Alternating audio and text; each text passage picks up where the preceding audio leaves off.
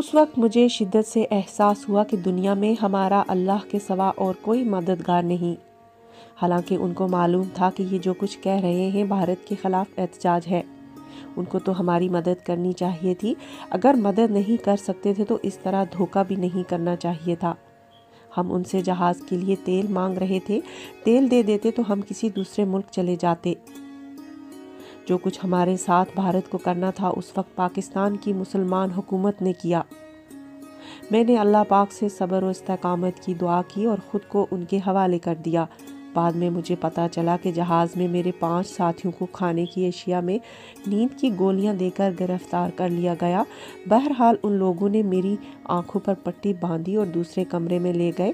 مجھے اس وقت اس شدت سے اذیت ہوئی کہ میری ساری قربانی اور محنت پاکستان کے مسلمانوں نے خاک میں ملا دی ہے۔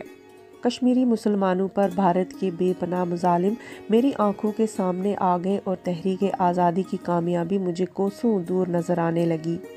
اگر مجھے پہلے ذرا سا بھی شک ہو جاتا کہ ہمارے ساتھ دھوکہ ہوگا تو میں کبھی بھی جہاز ان کے حوالے نہ کرتا، بلکہ جہاز کو تباہ کر دیتا، اپنے اور اپنے ساتھیوں سمیت۔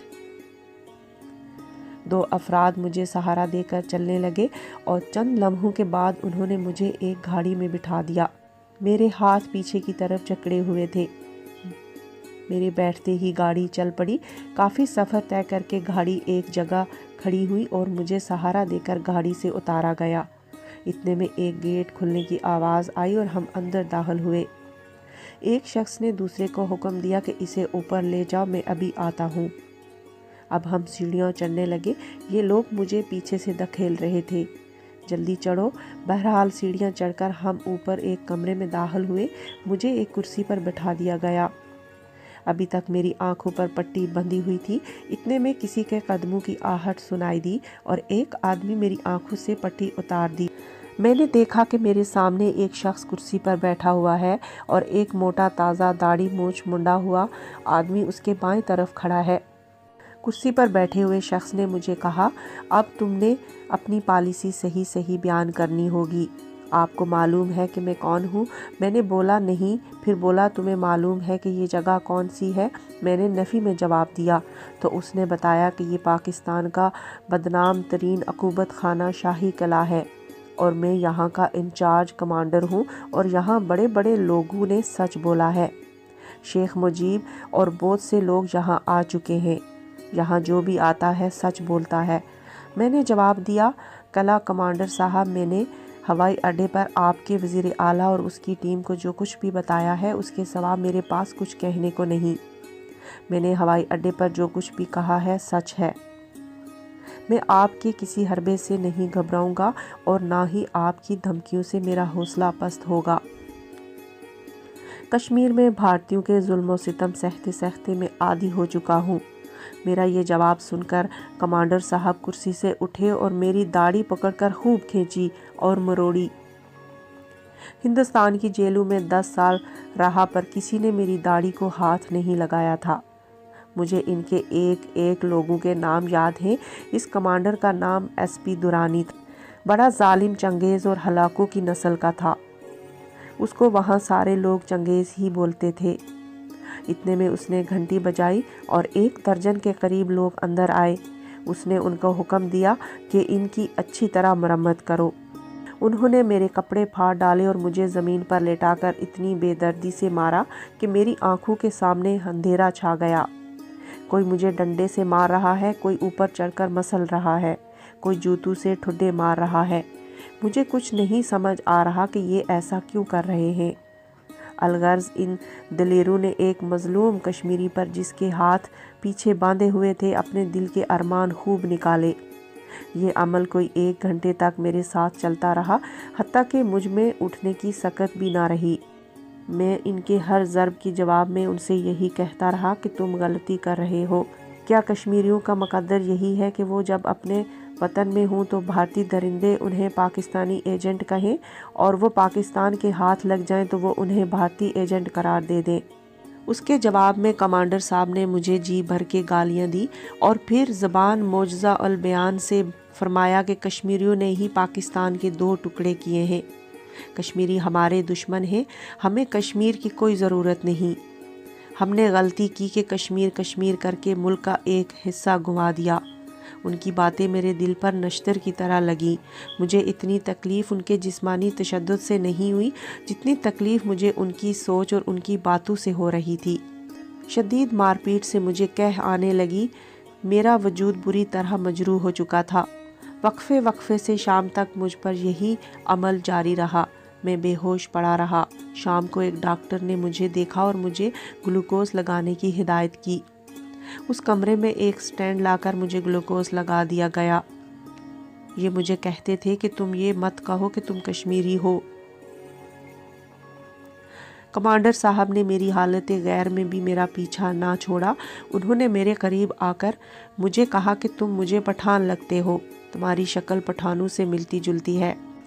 میں نے چلا کر جواب دیا، ہاں ہاں میں افغانستان کا رہنے والا ہوں، اور صدر داؤد نے مجھے آپ لوگوں سے پختونستان مانگنے کے لیے بھیجا ہے۔ میرے اس جواب باثواب پر کمانڈر صاحب نے یہ احساس کیے بغیر کہ میری رگ میں گلوکوز کی سوئی لگی ہوئی ہے، پوری قوت سے جوتا میرے منہ پر مار ڈالا۔ راؤ رشید انسپکٹر جنرل آیا۔ اس نے بھی مجھے کہا کہ کشمیر کشمیر کر کے ہم نے ایک حصہ گنوا دیا اور کشمیر ہی نے پاکستان کے ٹکڑے کیے۔ یہ سب ابھی زندہ ہیں اور جو کچھ بول رہا ہوں یہ سب سچ ہے۔ ان میں سے ایک شخص بھی میرے ایک لفظ کی بھی تردید نہیں کرے گا۔ خدا کی قسم میں پاکستان میں بیٹھ کر یہ سب بول رہا ہوں۔ آج سے پہلے بھی یہ سچ اور حقائق بیان کر چکا ہوں، اور ان الو کے پٹھوں کے کانوں تک میری آواز پہنچی بھی ہے، اور ان کو معلوم بھی ہے کہ یہ آدمی جو بول رہا ہے سچ ہے۔ راؤ رشید نے مجھے ایک دن بولا، آپ کو زیادہ تشدد ادھر ہوا یا ہندوستان میں؟ میں نے بولا پاکستان میں زیادہ تشدد ہوا، اور وہ بولا ہم نے حقائق اگلوانے کے لیے آپ پر تشدد کیا۔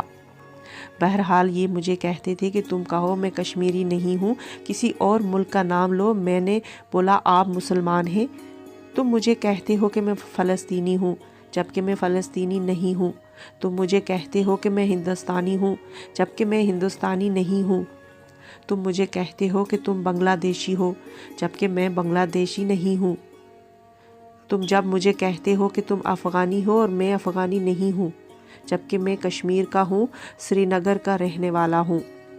تم مجھے اس پر مجبور کیوں کرتے ہو؟ چلو مان لو کہ میں فلسطینی ہوں، اس کا مطلب یہ ہے کہ چلو فلسطینیوں کی مدد کرو۔ مان لیا ہے کہ ہندوستانی ہوں بقول آپ کے، جبکہ میں ہندوستانی نہیں کشمیری ہوں، تو کشمیر کی مدد کرو گے۔ چلو بنگلہ دیشی ہوں، بنگلہ دیش کی مدد کرو، وہ چاہتے ہیں پاکستان کے ساتھ مل جائے۔ تم کہتے ہو پٹھان لگتے ہو، میں پھر ٹھیک بول رہا ہوں۔ صدر داؤد نے کہا جہاز لے جاؤ اور پختونستان کی ڈیمانڈ کرو۔ اس پر راؤ رشید بولا، یہ آپ کیا بول رہے ہو؟ اپنی صحیح پہچان کراؤ۔ پاکستان میں مقیم کسی کشمیری کا نام بتاؤ جو آپ کو یہاں جانتا ہو۔ میں نے بولا یہ بات آپ نے بالکل ٹھیک بولی ہے۔ میں نے بولا مولوی محمد احمد میر وائس، مولانا محمد یوسف شاہ، سابق صدر آزاد کشمیر کا بیٹا، میرا خالہ زاد چچا ہیں۔ میر وائس مولوی محمد یوسف شاہ صاحب رحمت حق ہو گئے ہیں، وہ میرے والد صاحب کے خالہ زاد بھائی تھے۔ ان کے بیٹے میر وائس مولوی محمد احمد راول پنڈی میں رہتا ہے، وہ مجھے خوب اچھے سے جانتا ہے۔ اور ایک محمد شعبان بھٹ کا نام لیا۔ میں نے بولا یہ دونوں حضرات مجھے اچھی طرح جانتے ہیں۔ اگر یہ کہہ دیں کہ میں عبدالحمید دیوانی مقبوضہ کشمیر کا رہنے والا نہیں ہوں تو پھر آپ مجھے جس ملک کا باشندہ بھی قرار دے دیں گے میں تسلیم کر لوں گا۔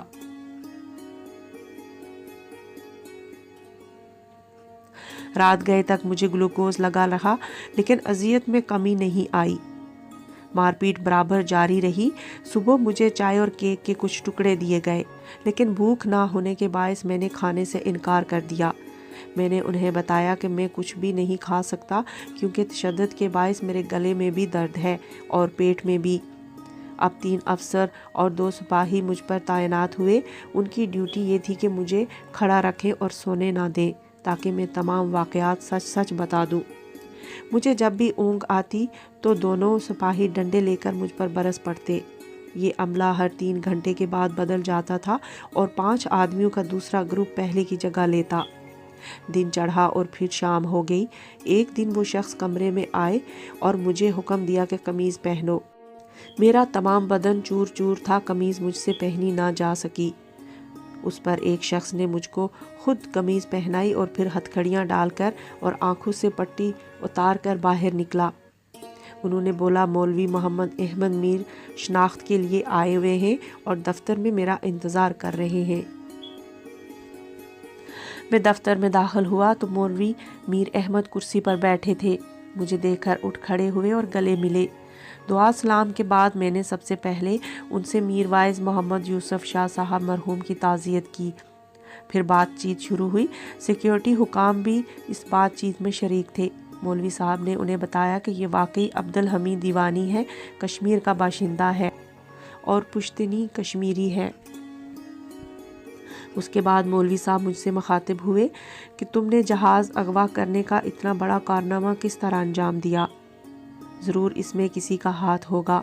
मैंने अर्ज़ किया, जनाब, मौलवी फ़ारूक का हाथ है। दरअसल मैं समझ गया था कि मौलवी साहब उनके ज़ेरे असर हैं, लिहाजा किसी सूरत में भी मेरी ज़मानत नहीं करेंगे। मीरवाइज़ मौलवी मोहम्मद अहमद पर खौफ तारी था और वो परेशान नज़र आ रहे थे। बहरहाल मौलवी साहब चले गए और मुझे ज़ोदे कोब का अमल रात भर जारी रहा। रात को हर घंटे बाद शाही किले का इंचार्ज मेरे पास आता और कहा, साफ साफ बताओ कि तुम किस शहर के हो और तुम्हारा ताल्लुक़ किन लोगों से है। जब तक ये नहीं बताओगे तुम्हारी जान नहीं छूटेगी। कब तक डटे रहोगे? हमने तुम्हारा 3 माह तक रिमांड ले रखा है। सुबह होने तक उसने ये बकवास जारी रखी। 8 बजे के करीब एक और चीचक ज़दा साहब तशरीफ़ लाए। कमांडर साहब ने बताया कि ये हमारे सबसे बड़े ऑफिसर हैं, इन्हें हर बात बता दो, ये तुम्हें माफ़ी दिला देंगे और तुम्हें सही रास्ता भी बताएंगे। दुरानी ये कहकर चला गया। मैंने गौर से देखा तो मेरे सामने कुर्सी पर एक और मोटा ताज़ा चीचक ज़दा चेहरे वाला चंगेज़ बैठा हुआ था। उसने मुझे कहा, कश्मीर की तमाम सियासी पार्टियों के नाम बताओ। मैंने नाम बताए तो गर्रा कर कहने लगा, तुमने लिबरेशन फ्रंट का नाम क्यों नहीं लिया? मैंने जवाब दिया, इसलिए कि मैं लिबरेशन फ्रंट के किसी भी कारकुन को नहीं जानता। अलबत्ता रियासत में जितनी भी सियासी पार्टियां हैं उनका मकसद एक ही है, वतन की आज़ादी, और ये आज़ादी हासिल करने के लिए कश्मीरी अवाम हर कुर्बानी देने को तैयार है। इस पर चीचक ज़दा अफसर ने घंटी बजाई और दरवाज़ा खुला और दर्जन भर अफराद ने अंदर आकर मुझ पर मुक्के बरसाने शुरू कर दिए। हता कि मेरी नाक और मुंह से खून जारी हो गया। अब कमांडर फिर आया और मुझे एक कमरे में ले गया। वहाँ एक चारपाई थी जिस पर मुझे पुश्त के बल लिटा दिया गया। अब पाँव में रस्सी बांध दी गई और हाथ पीछे ले जाकर जकड़ दिए गए। इस अजाब से मैं बेहोश हो गया। अब उन्होंने मेरे टखनों से बिजली की तार जोड़कर मुझे बिजली के झटके देना शुरू कर दिए।